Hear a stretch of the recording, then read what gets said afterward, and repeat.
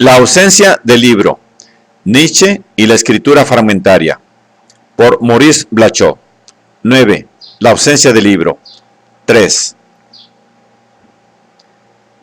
La escritura fuera del lenguaje, escritura que sería como originariamente el lenguaje que hace imposible todo objeto, presente o ausente del lenguaje. Por consiguiente, la escritura jamás sería escritura de hombre. De la misma manera jamás sería escritura de Dios. A lo más, escritura del otro, incluso del morir. 11. El libro comienza mediante la Biblia, donde el logos se inscribe en ley. El libro alcanza aquí su sentido insuperable, incluyendo aquello que lo desborda por todas partes y que no podría ser superado. La Biblia vincula el lenguaje con el origen. Siempre, ya sea escrito o hablado, es la era teológica quien a partir de ese lenguaje se abre y permanece tanto tiempo como dura el espacio y el tiempo bíblico. La Biblia no solo nos ofrece el más alto modelo de libro, el ejemplo para siempre insustituible. La Biblia detenta todos los libros, incluso los más extraños a la revelación, al saber, a la profecía, a los proverbios bíblicos, porque ella detenta el espíritu del libro. Los libros que le siguen son siempre contemporáneos de la Biblia. Esta crece, sin duda, se acrecienta con un crecimiento infinito que la deja idéntica. Siempre está consagrada mediante la relación de unidad. Así como las 10 leyes expresan y conservan los monólogos, la única ley, la de la unidad, que jamás podrá ser transgredida y negada solamente por medio de la negación. La Biblia, libro testamentario, donde se declara la alianza, vale decir, el destino de un habla ligada con quien otorga el lenguaje, y donde él acepta permanecer mediante ese don, que es el don de su nombre, vale decir también el destino de esa relación del habla con el lenguaje, que es la dialéctica. No es a causa de que la Biblia sea un libro, que los libros que derivan de ella, todo el proceso literario, están marcados por el signo teológico. Todo lo contrario, a causa de que el testamento, la alianza del habla, se enrolla en libro, adquiere forma y estructura de libro. Lo sagrado, lo separado de la escritura, encuentra su lugar en la teología. El libro es en esencia teológica. Por eso, por esta razón, la primera manifestación, también la única que no deja de desplegarse de lo teológico, no podía realizarse sino bajo la forma de libro. De alguna forma Dios sigue siendo Dios, no deviene divino, solo al hablar a través del libro. Mallarmé, frente a la Biblia, donde Dios es Dios, eleva la obra, donde el juego insensato de escribir actúa y se niega, encontrando lo imprevisible en su doble juego, necesidad, azar. La obra, absoluto de la voz y de la escritura, se desconstruye como obra incluso antes de que se realice, antes de arruinar al cumplirse la posibilidad de la realización. La obra pertenece a un libro y, así, contribuye a mantener el rasgo bíblico de toda obra. No obstante, designa la disyunción de un tiempo y un espacio distinto, o neutro, aquello que ya no se afirma en relación de unidad. La obra como libro conduce a Mallarmé fuera de su nombre. La obra donde gobierna la ausencia de obra conduce a aquel que ya no se llama Mallarmé, hasta la locura. Si es posible, debemos entender ese hasta la como el límite que, franqueado, será la locura declarada. Por lo tanto, sería necesario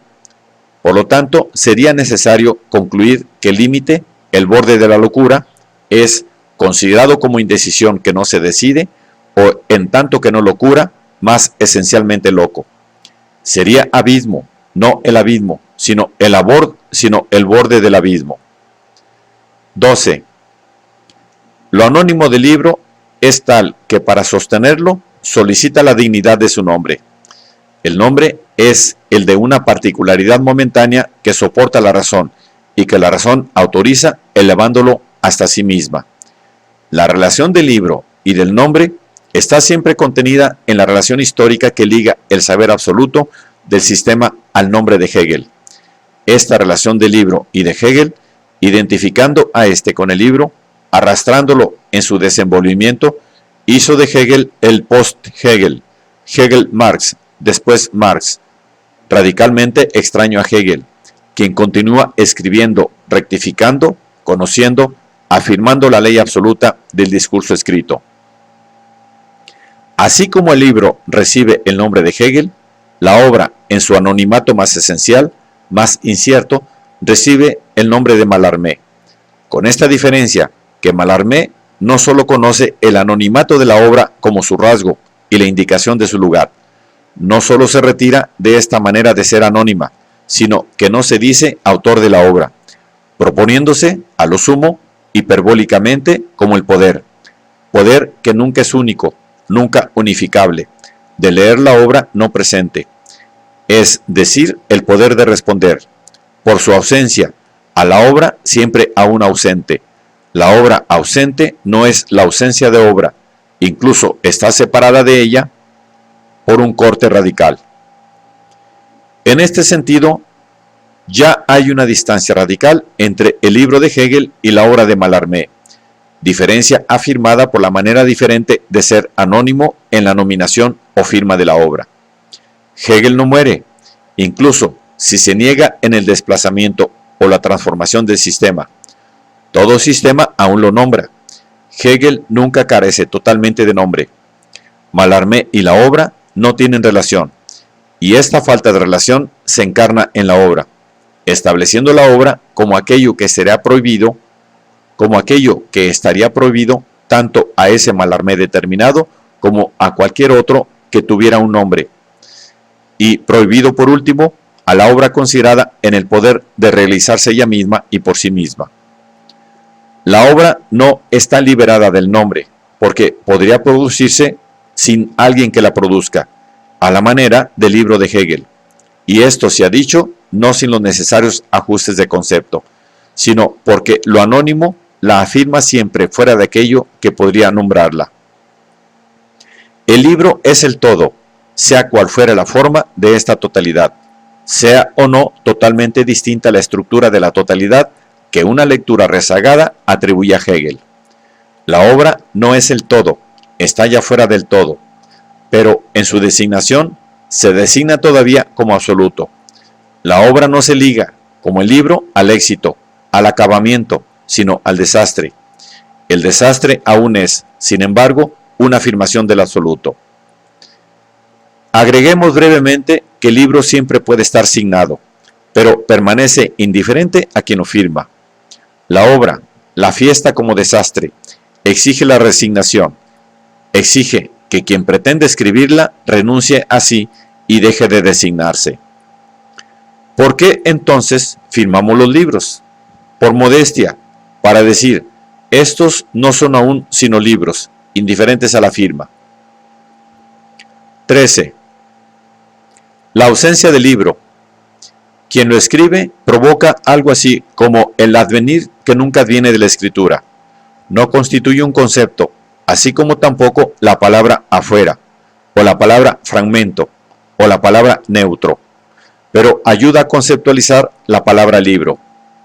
No es un intérprete contemporáneo quien, devolviéndole su coherencia a la filosofía de Hegel, la concibe como libro, y, así, concibe el libro como la finalidad del saber absoluto. Es Mallarmé, desde el fin del siglo XIX. Pero Mallarmé pronto atraviesa el libro, por la fuerza propia de su experiencia, para designar peligrosamente la obra, cuyo centro de atracción, el centro siempre descentrado, sería la escritura. Escribir, el juego insensato, pero escribir guarda relación de alteridad, con la ausencia de obra y a causa de que tiene el presentimiento de esta radical mutación que le sucede a la escritura, mediante la escritura con la ausencia de obra. Mallarmé puede nombrar el libro, nombrándolo como lo que da sentido al porvenir, proponiéndole un lugar y un tiempo, concepto primero y último. Solo que Mallarmé aún no nombra la ausencia del libro, o no reconoce en ella sino una manera de pensar la obra como fracaso o imposibilidad.